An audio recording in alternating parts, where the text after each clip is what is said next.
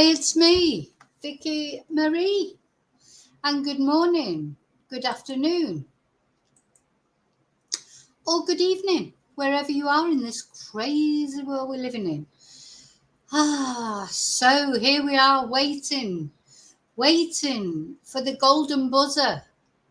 When are the jury going to come to a verdict in this case? I've been sort of looking, every time I sort of woke up through the night, which was quite often because it's so hot. I was checking to see if there'd been any news. No news got up this morning. And, most of the sort of live blogs that we've been looking at, they're not live at the moment because there's nothing to talk about until the buzzer goes. And then when the buzzer goes to say that the jury have received a verdict, have come to a verdict, all hell's going to get let loose, isn't it? Everyone will be scrabbling back to the courtroom. Well, probably people have sat in the courtroom all day today waiting for that buzzer to ring. So this is what we're talking about. We're on verdict watch at the moment, aren't we? Verdict watch. We're waiting for that buzzer. And that buzzer will bring the jury back into the courtroom. And they will give their verdict in this trial that's gone on. Feels like years, doesn't it? Feels like this trial has gone on for years. Never mind months. It has 2 months, I think it's been. It's a real mammoth trial. But do you know what's important issues at stake? The lives of 3 people. 3 people were taken away. And, the more I think about it, I just think, gosh, please let these people get the justice that they deserve. And then, of course, Ian, who went through such hell. These are, Gail, Don, Heather, and Ian. It's about them. It's not even about Erin, really, is it? I mean, one thing we have learned about Erin, whatever happens if she's found guilty or not, she's a total liar, isn't she? She lies about anything. She has no compunction about lying about anything, even about having cancer. She's a person, she just reacts to whatever she thinks is in her interests for people to hear. I love them. I didn't know them. I love them. She's a terrible actress. That's another thing we've learned about them. Erin only cares about herself. That's how it feels to me. I haven't changed that opinion. In fact, if anything, throughout this trial, I've become more convinced this is the face of the real Erin Patterson. But as the judge said, as Justice Beale said, being a liar does not make you a murderer, does it? Just because she's a serial liar and a narcissist and all those things does not mean that she murdered these people. And that's what the jury have got to take into consideration. The jury have got to decide, have the prosecution done enough? In their 50-odd witnesses that they supplied, experts, people from the hospital, toxicology experts, the person that had to do the investigation to where the mushrooms came from, child protection services, all these people that testified against Erin in the trial, over 50 witnesses. So the jury have got to decide, are they legitimate witnesses? Is what they said true? Or is the one defense witness, which was Erin herself, the known liar, is she the one to believe? I see sort of keep vacillating between, this has got to be a guilty verdict. And then I think, no, what if they find her not guilty? Or, it's a difficult one. It's going to take the jury some time, really, isn't it? Because, and it deserves their time, because we don't want a mistrial either. We don't want any allegations by Erin's legal team do with that it wasn't a fair trial, or the jury did something wrong, or blah, de, blah, de, blah, de, blah, because Erin's bound to come up with some more shenanigans, even if she is found guilty, isn't she? So before we start, though, I'd just like to say thank you to you all. Thank you so much. I'm feeling very grateful this morning for everything. I had a bit of a bit of a day yesterday. Nothing had terrible happened. I'll tell you what happened. Be prepared for a little bit of waffle. Sorry about that. But I was thinking about what when we watched that video about Stefan Stearns, and that ridiculous doctor on that YouTube channel said that he was an empath. Remember? And it struck. I'll tell you why I've been thinking about that, because yesterday I was scrolling through Facebook like you do, and I came across a post totally by accident. Just, you go on one post and then you see somebody's made a comment or a post about something else, and I ended up, unfortunately, though it is, and I may cry. Now, this is how I know what an empath is. An empath, when you know real emotion, you sense it as an empath, and you feel it as if you are that person. So somebody had put a post on about, actually, I know this, I know the woman, she was a student of mine, I mean, literally years ago, maybe 20 years ago. And she went off, a couple of my students went on to make dog rescues, these Podenco dogs. Like my dog, Riley. He's a Podenco. Let me put his emoji on, because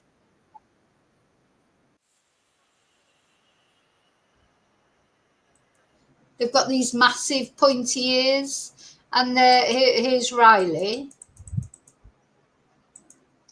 Riley is a Podenco, and the characteristic of Podencos, of course, is the pointy ears. And they are Spanish hunting dogs, and they're treated abysmally by the hunters.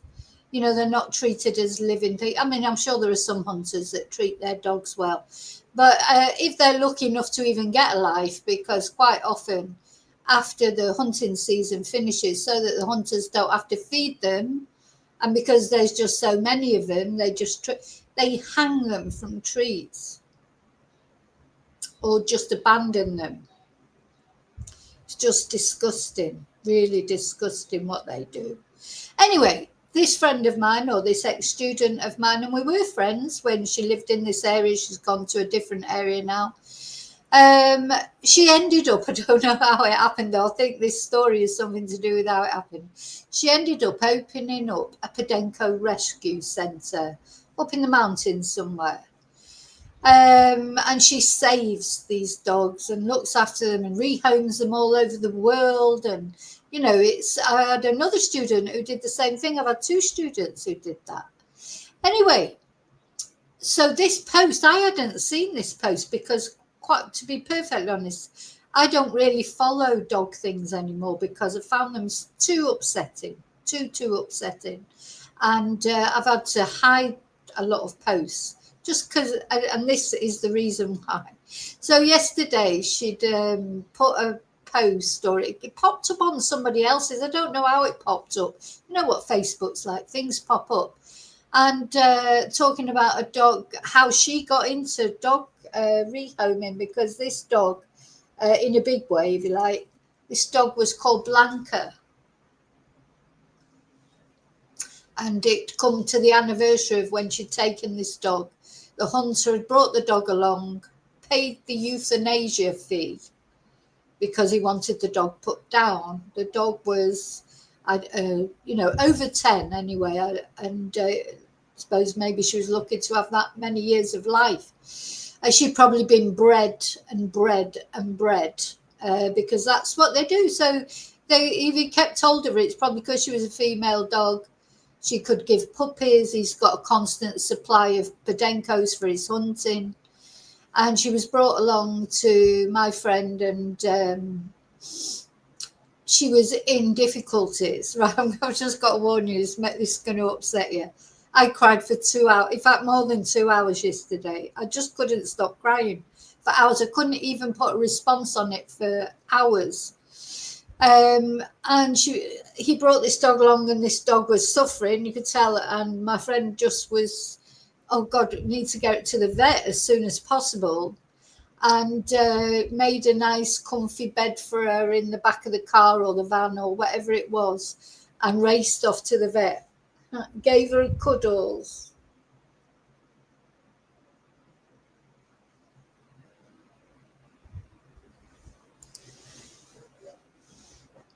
Sorry. But so this little dog, though, she died before they got to the vets. But Lee, I think she probably like just thought, oh, thank God someone's looking after me. I don't know. But anyway, she gave up. Just, what sort of a life did she have? And just so her reward, for all those years of service to that twonk was just to be, taken off, paid a euthanasia fee. Not my problem anymore. You sort it out. He didn't even take that dog to the vet and be with it or comfort it or, anything like that. Anyway, so this was the post I read. So like 3 hours later, I was still crying.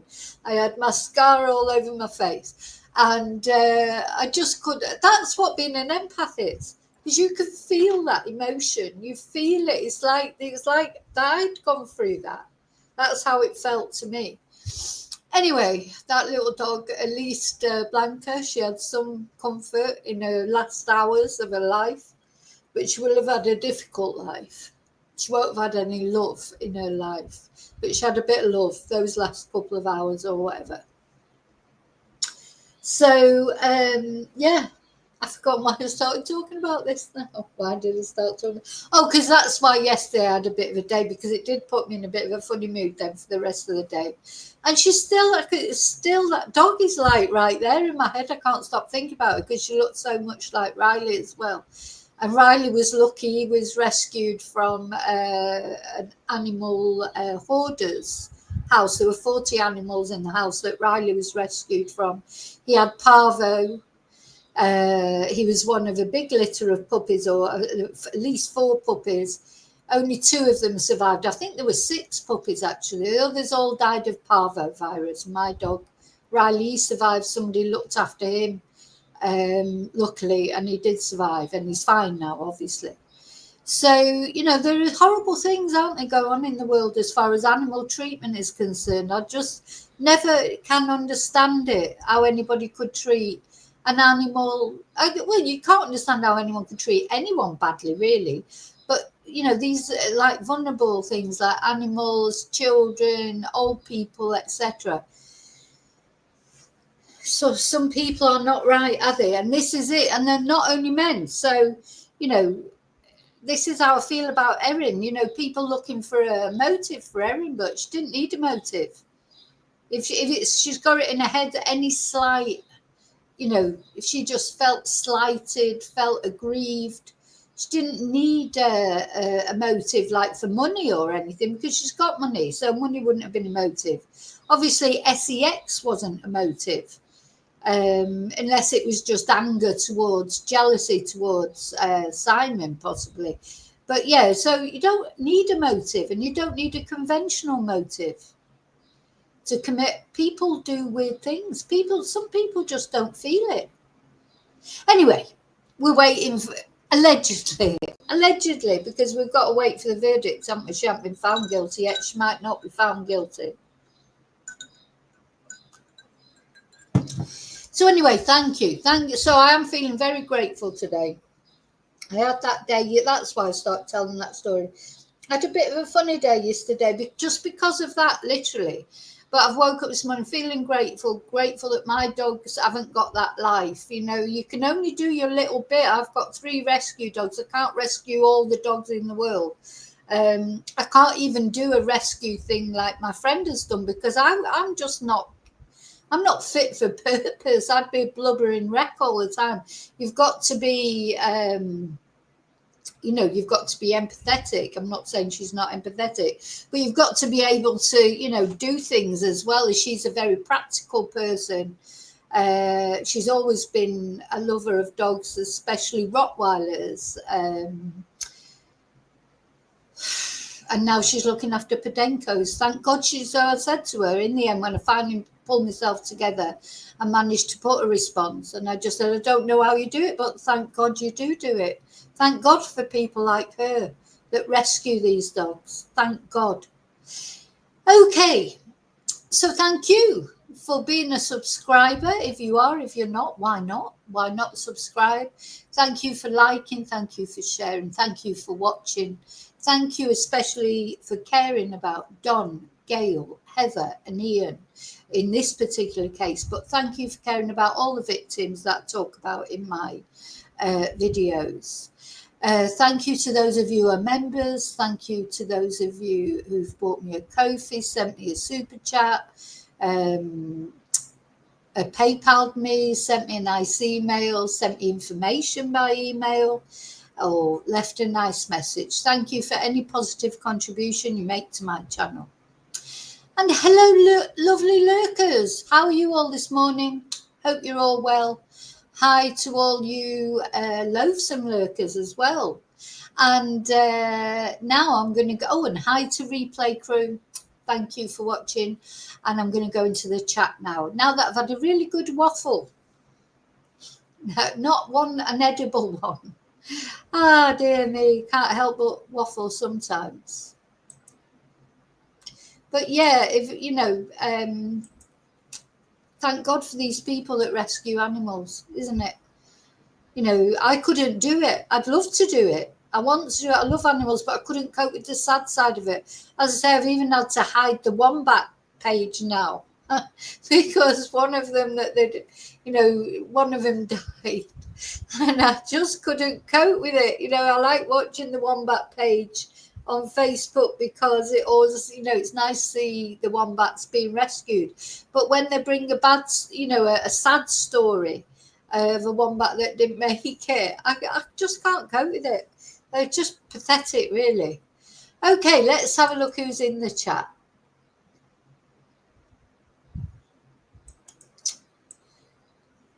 Hi, Jonathan. Hi, Tracy. Hi, Maria. Hi, Lily. Hi, Angel. Hi, David.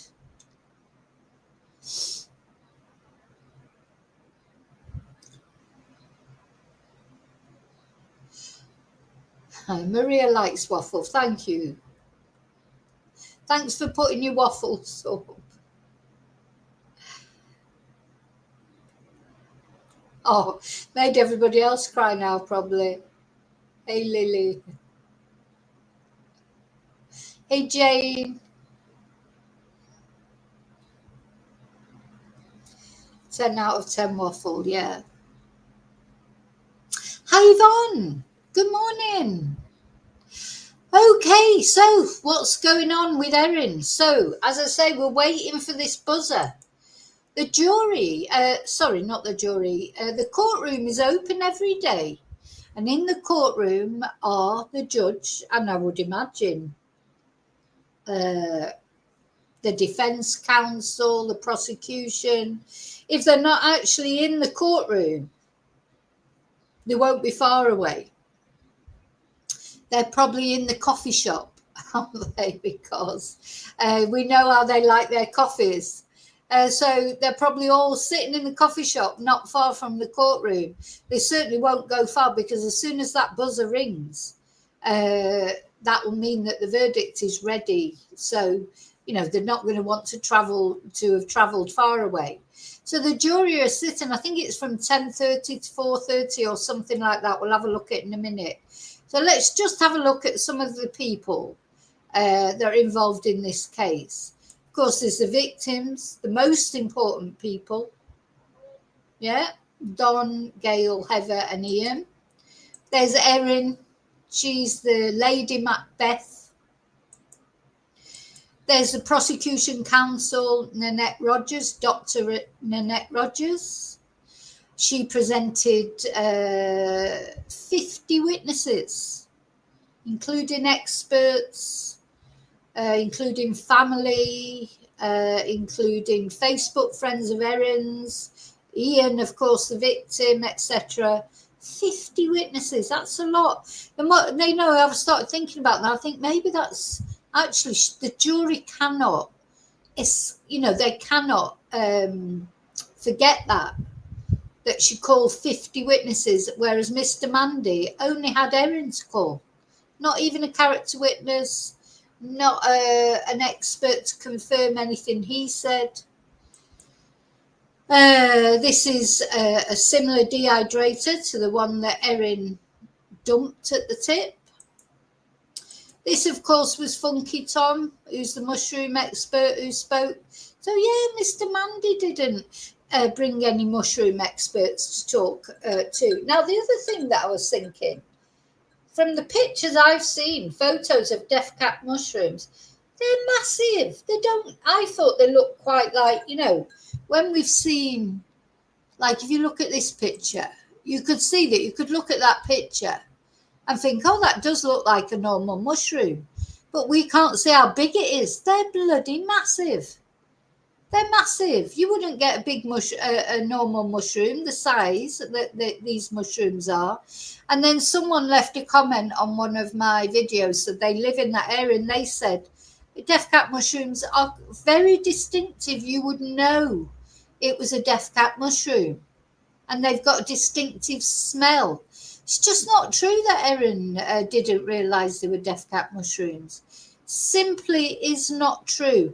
We're back to the realms of Erin's lies there.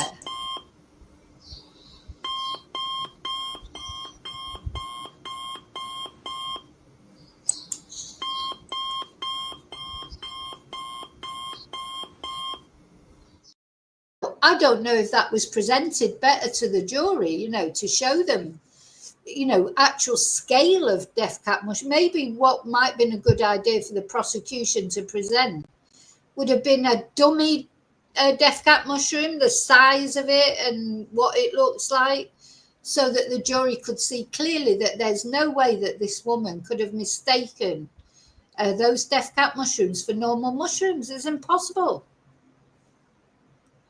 So, you know, just lies exposed. So, of course, that's Erin. Here's the judge. Justice Beale, I've put the wig on him. He's not wearing a wig. Ian, who's come to the actual trial because he was lucky enough to survive.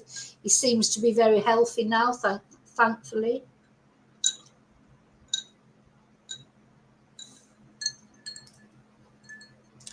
So, yeah.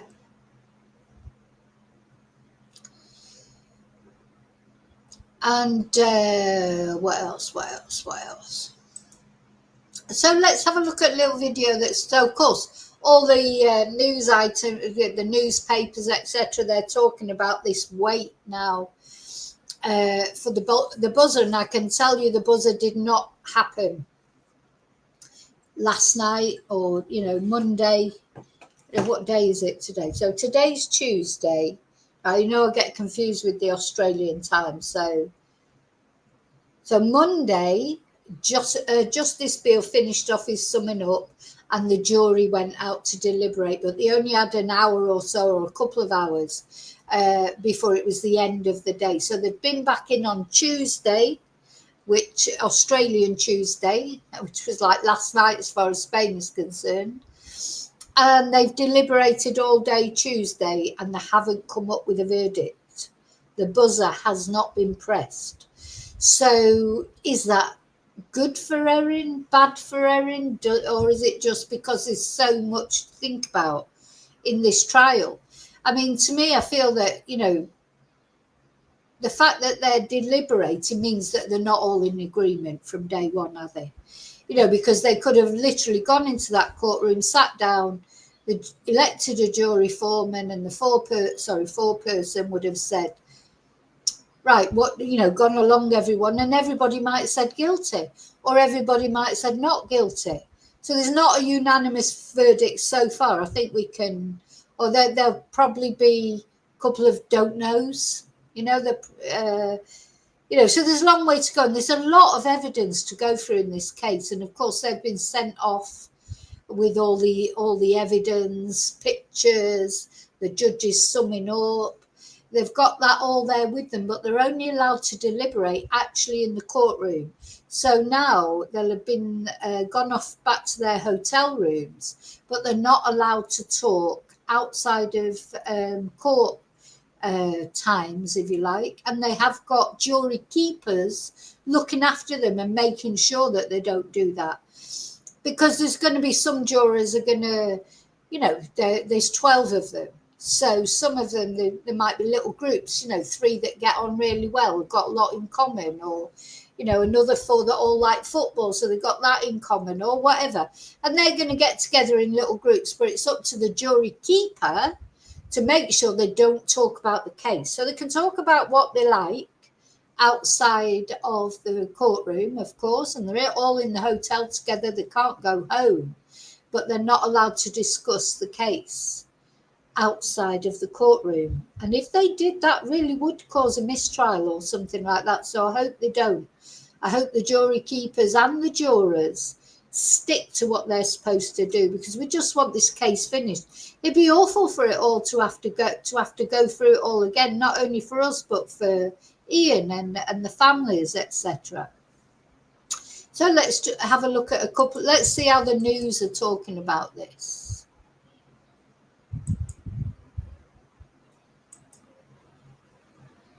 Country later this hour. Well, all eyes are on the country town of Morwell this afternoon, waiting for a verdict in the murder case that has gripped the world. Jurors are right now in their second day of deliberations in Erin Patterson's trial. 7 News presenter Mike Amor is live for us at the Latrobe Valley Law Courts. Mike, good afternoon. The group spent their first night holed up in a hotel.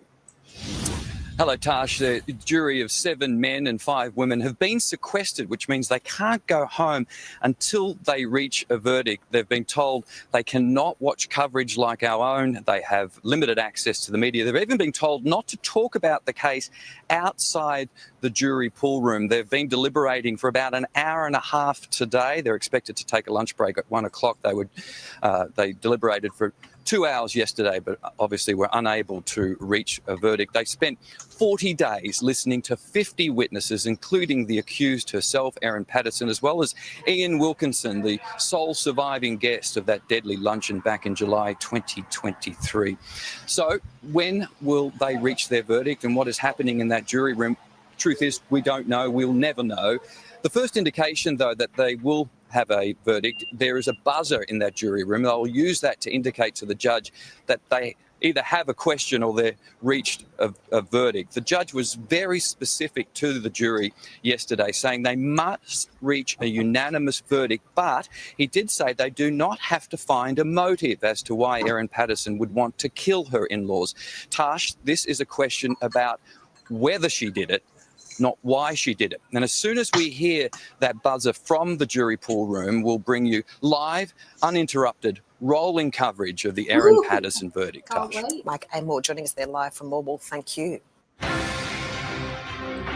Yeah, and I mean it. I just cannot wait for this verdict. And as I say, that's just me. God knows how the people that are actually involved in this case feel. So let's have a look, see if we've got... So, of course, the other news yesterday was that they put up the screens outside Erin Patterson's home, so that if she does come home, or if, as somebody said, maybe it's in case they want to move the furniture out or whatever's going to happen in that house, that nothing can be seen. Let's just have a look at another Did video. Erin Patterson intend to kill 4 people at lunch, poisoning them with death cap mushrooms? Or was it an innocent mistake? The weight of deciding did she or didn't she now rests with 12 strangers. The jurors have sat through 9 weeks of evidence, with Erin herself taking the stand. One thing is certain: whatever choice they make, it must be unanimous.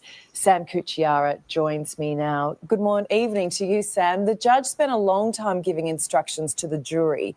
Is that usual, and what did he ask them to consider? Evening, Ali. Well, the judge has spent several days delivering his instructions to the jury here in Morwell, essentially summing up all of the evidence they've heard in this case and also stepping them through the legal principles that they must use when considering whether Erin Patterson is guilty or not guilty of these murders. The judge has also told them that even though Erin Patterson took to the witness box in her very own triple murder trial, it's not up to her to prove her innocence, but rather it's up to prosecutors to prove that she's guilty beyond reasonable doubt. The judge has also urged jurors to put any sympathies or any prejudices out of their mind. He's told them that this is a court of law. It's not a court of morals. Now, there are two very different versions of what happened at Erin Patterson's home back on July 29. Now, you know, it's not a court of morals. She's not being charged with lying. I know that. But morals come into it. Morals do come into it. Because if somebody is a serial liar, it does have an influence on the case, because it does have an influence on whether you believe what they say or not.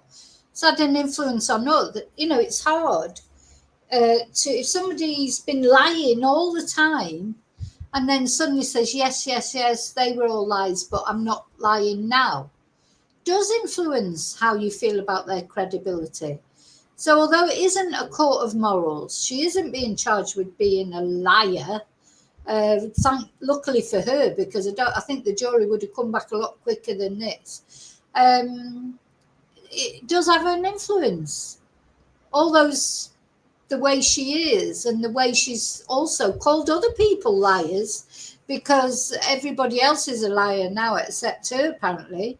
So I think, you know, I know what the judge is saying. Obviously, just because she's a liar, it doesn't make her a murderer, but it makes her testimony less believable.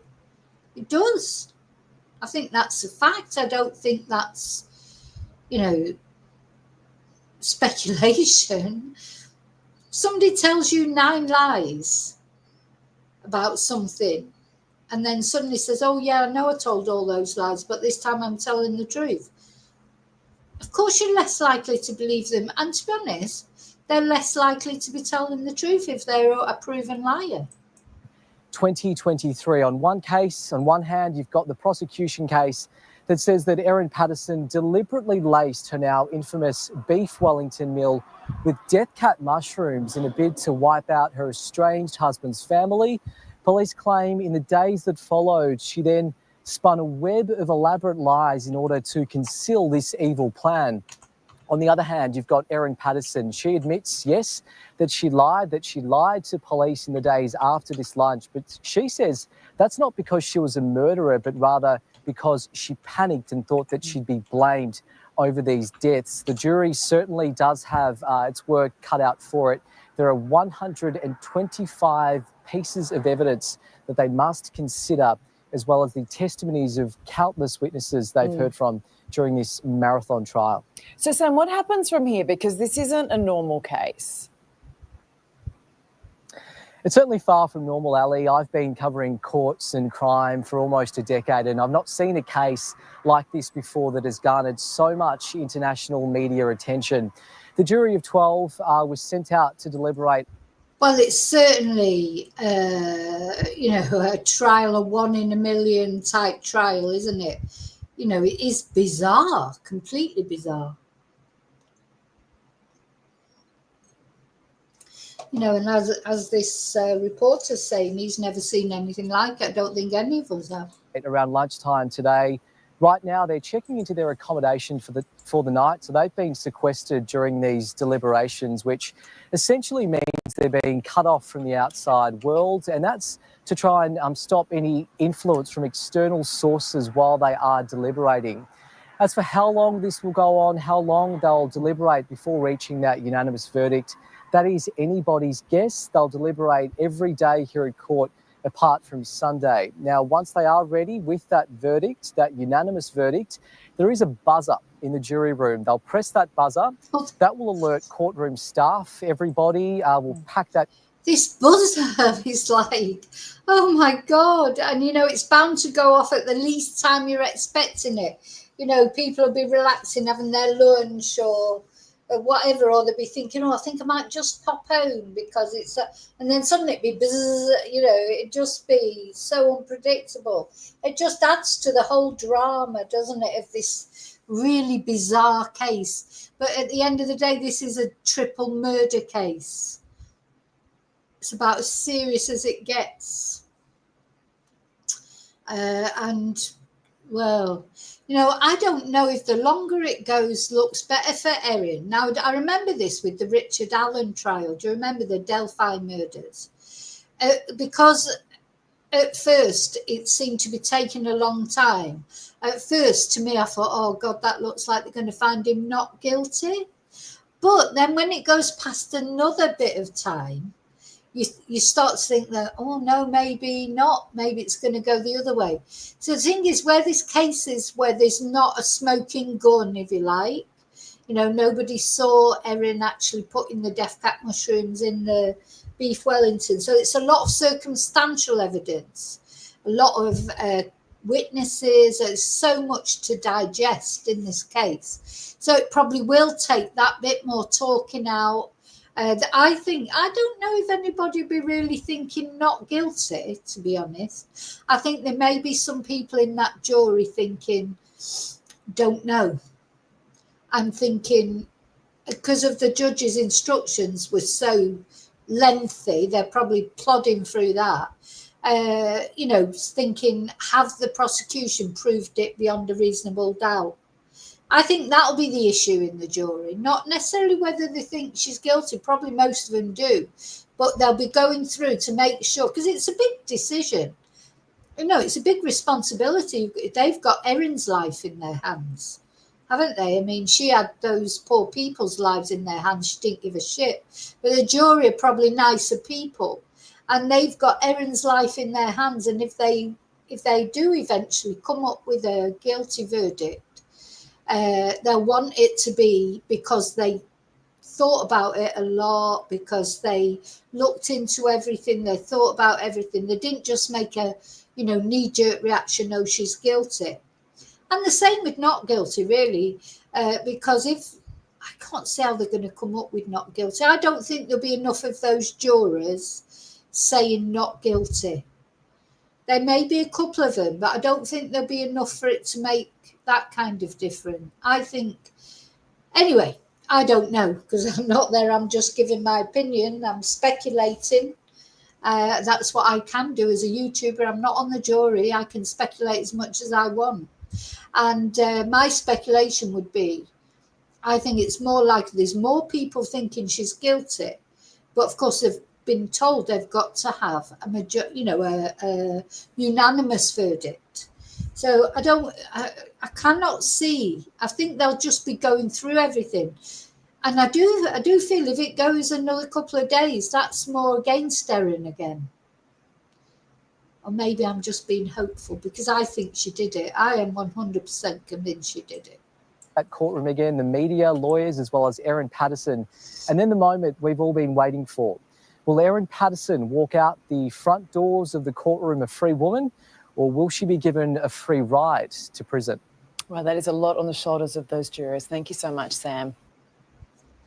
Yeah, and as it comes up to the weekend, like we talked about this a little bit yesterday, the jury, they're human beings. They're coming up to the weekend. They're not necessarily going to want to be in the hotel another weekend, are they? They've got their families, got their lives. They've already been 2 months on this trial.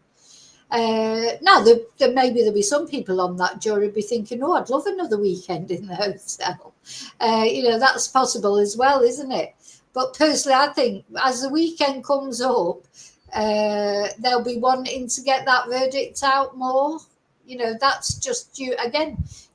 Thing is, they're jurors, but they are human beings as well. You wouldn't want to. Be there longer, would you? No, Yvonne, they can't. They can't decide manslaughter. It's murder. 3 counts of murder and 1 of attempted murder. There's no other possibility. No other possibility. So let's see if we can find another video. Oh, actually, let's see this. So this is the Daily Mail's covering it live, and they were doing a live blog, but there was nothing to say until no decision in the Erin Patterson trial today. So the Patterson trial has concluded for the day, with jurors yet to return a verdict. And they will continue deliberating tomorrow in Australia, of course, which is about 3 o'clock in the morning, as far as Spanish time is concerned, at 10:30 a.m. So I did set my alarm last night for 3 o'clock, just because I thought maybe they would come straight in. I mean, you don't know, do they? Might thought about overnight, gone into the jury room and all said, right, what do you think? And they all went guilty or not guilty. So it could have happened instantly. So I did set my alarm for 3 o'clock this morning. And I just, when I couldn't find anything, I just went back to sleep. But every time I sort of woke up, I'm waking up a lot because it's hot, you know, so you don't sleep through the night. Every time I woke up, just have a look on the phone, see any result. Anyway, so that's what, let me just, so I'm going to just read a little bit of what the Mail said yesterday. Now, we went through it all. I'm not going through everything, but there were some things that when I had a quick look at this, they've got, because of course we're getting all the information from a reporter, so their reporter is saying it slightly differently, that's all. So yeah, you've had, apparently Justice Beale said, gave them the instructions they need to follow to avoid a mistrial. You've had a long day, you deserve a break. I hope it's a pleasant break this evening. And he warned the jurors not to second guess the instructions of the jury keepers. I'll be making sure no one interferes with you. It would be an awful shame if you make an error with the jury keeper's instructions and as a result we have a mistrial. So it's very important that they do everything right, isn't it? Oh my God, it would be terrible to have a mistrial. And everybody have to go through it all again too. Oh my God, the thought of it. And Justice Beale said he will be at the court while the jury deliberates. Oh, and the jurors that were balloted out was juror 105 and juror 106. Gosh, I'd be raging if I were them. I really would. I mean, maybe they'll be relieved. I wouldn't be relieved. I'd want to see it through to the end. Once I'd started with it, I'd want to see it through to the end. And I would be very angry at not being, I mean, not angry, you know, because what can you do? But I wouldn't be happy. I wouldn't be a happy bunny about being sent home. I would want to be there at the end of it all. And then the remaining members of the jury made an oath or affirmation not to discuss the trial with anybody else other than fellow jurors.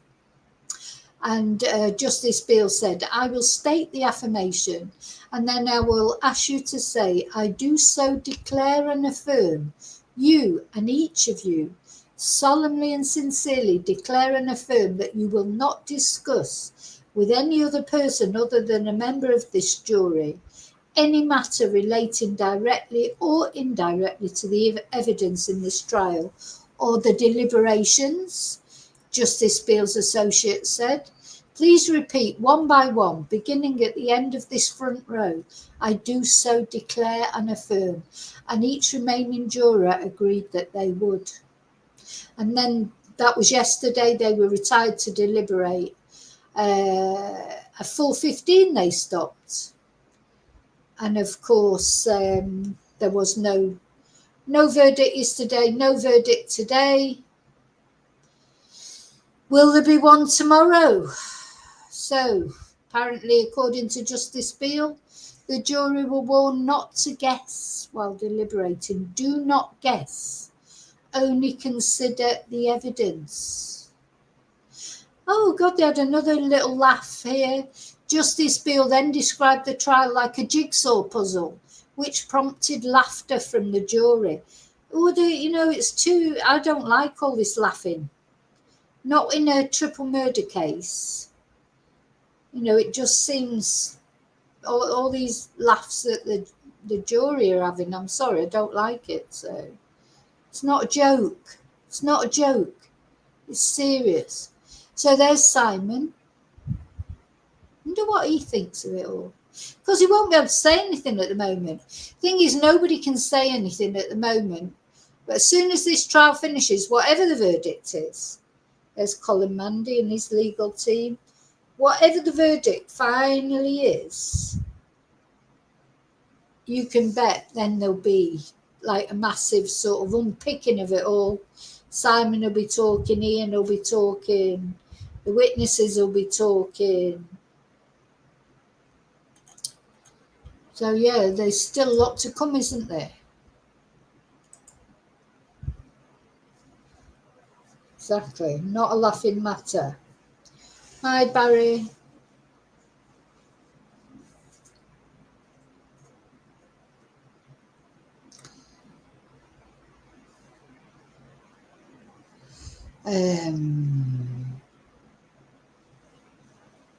Right, I want to just have it. So these death cap mushrooms,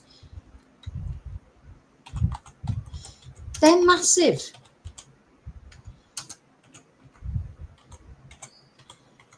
As I was saying earlier, I don't think there's any way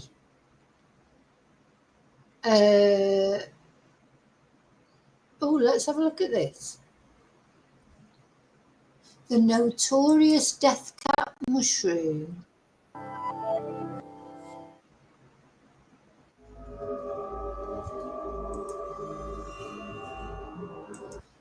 Oh gosh, oh God, look at all those insects. So this mushroom starts killing you before you even realise it.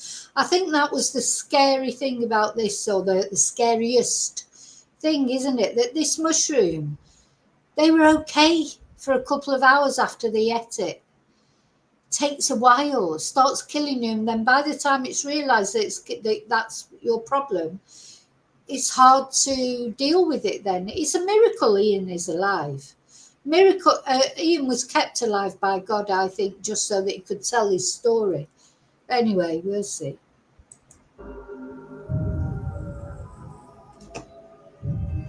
As humans, we have an innate attraction to nature, a childlike curiosity. But beware of what you find in the shadows. In Northern California, something deadly is popping up in the forest. This poisonous mushroom is known as the death cap. So for those of you that are in America, so this is California, they're talking about it. So it's not only in Australia. So it's quite distinctive, isn't it? This is the mature mushroom. It's massive. The forest was just down. The forest was just. These young ones. The forest was just damp. Perfect. Donna Davis went collecting mushrooms one day in 2014. It's very magical when you're up there, and really is quite like a treasure hunt. Felt confident enough that I knew what I was doing. But she didn't recognize the telltale cup-shaped tissue that grows on the bottom of the deadly mushroom. So look how big they are. They're big. You know, honestly, I just don't understand about foraging. I know a lot of people do it and they like doing it, got popular during COVID. But, you know, just that to me, that's had all insects all over it. God knows what's weed on it, or, you know, it's disgusting. I just don't want to eat that. Sorry, not interested. I'll get my mushrooms from Tesco, thank you. And she mistook young egg-shaped death caps for something she could eat. I made mushroom soup. It was amazingly delicious. Delicious. One cap has enough toxin. Oh my God, because that is exactly what those guests said, didn't they? It was delicious. The meal was delicious. That was the actual word that they used. So she's just said the soup she made was delicious. To kill a human being. The next morning, I took a little nap. For the first 6 to 12 hours, you feel okay. But meanwhile, the toxin is quietly destroying your liver cells. Oh, The next thing I knew, 6 to 8 hours you feel okay. Now, don't forget, Erin said she started feeling ill earlier, didn't she? Because she was pretending to be ill, wasn't she? You know, but 6 to 8 hours before you even know. And in that meantime, in those 6 to 8 hours, that mushroom has been destroying your liver. Do you remember they said in the autopsy report that particularly Heather's liver was dead? You know, it just stopped functioning. But she was too ill to give her a liver transplant. That's why she died. She could have survived perhaps if she would have been strong enough to have a liver transplant. But by then she was so poorly anyway, they decided they just couldn't take a chance. But There was nothing they could do for her. I was in emergency care. Death caps spread the same way other mushrooms do. Just like this harmless oyster mushroom, a death cap shoots hundreds of thousands of spores into the air. The spores drift into the shadow of California live oaks, where they grow filaments that attach to the tree's roots. Each fungus... Yeah, because they are fungus at the end of the day. So they grow near oak trees particularly. So if you are someone who likes foraging, I don't understand it, but each to their own. There's probably a lot of things I do that you don't understand. But don't go near oak trees. Please, honestly, don't. Or don't pick mushrooms near oak trees. This filament is about the width of a human hair. Under the microscope, you can see how the white fungus envelops the tree's pink root tips. This is called a mycorrhizal relationship. The fungus feeds on the tree's sugars and gives it nutrients in exchange. It's good for the fungus and for the tree. And that's how the death cap snuck into California from Europe on the roots of a decorative shrub in the 1930s. Researchers aren't sure why the death cap has evolved to be so lethal. What exactly is it protecting itself from? Humans, we're just collateral damage in some battle that we don't understand. But did you see? Scientists like Anne Pringle How from the massive University that of was? Wisconsin. Scientists like Look. Anne Pringle. Enormous. Enormous it is. They're massive. I tell you what, Erin Patterson, she knew they were death cap mushrooms. From the University of Wisconsin are doing genetic testing on death caps to see how long they live. If death caps have a short lifespan, it might be enough to pluck them from the ground so the spores can't spread. Less opportunity for people to eat them. That's massive. I remember closing my eyes and seeing like this beautiful path. And all of a sudden everything got really dark. And I thought, oh, I'm not supposed to go down this path. Donna survived, but death caps killed 2 people in California that year. God. It is really brutal. Nature has its own rules.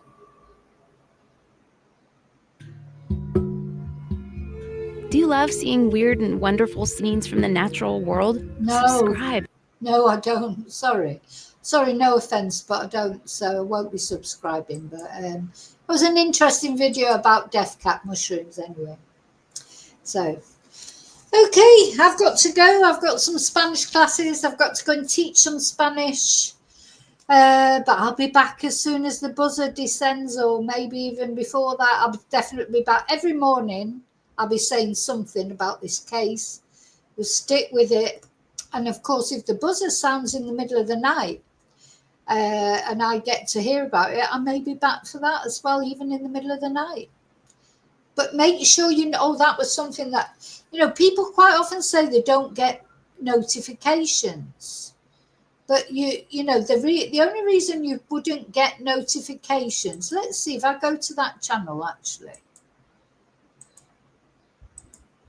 Now, let's go to this person's channel.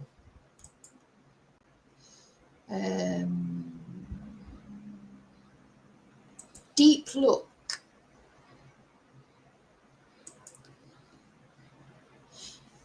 So what you've got to do to make sure you get all notifications is, so you've not only to subscribe, I'm going to do it on this channel, but I will be unsubscribing because it's got too many insects on it for me and horrible things. But not only you have to subscribe, but then you have to press this bell and you have to press not personalized, not none, not unsubscribe. You have to press all. Now I've pressed all. Every time a new video comes out on this channel, I should be notified of it. So that remember to do that, because if you don't do that, you won't get all notifications. Even if you subscribed, you may never get any notifications. So you have to go, let's take it off and then do it again just to show you. So you go into the bell, press all. You have to make sure all is pressed, okay? And then that if you still don't get notifications, I'm going to unsubscribe because I don't really want those videos, too many insects. Yeah. So if you want to get all notifications, you must do that.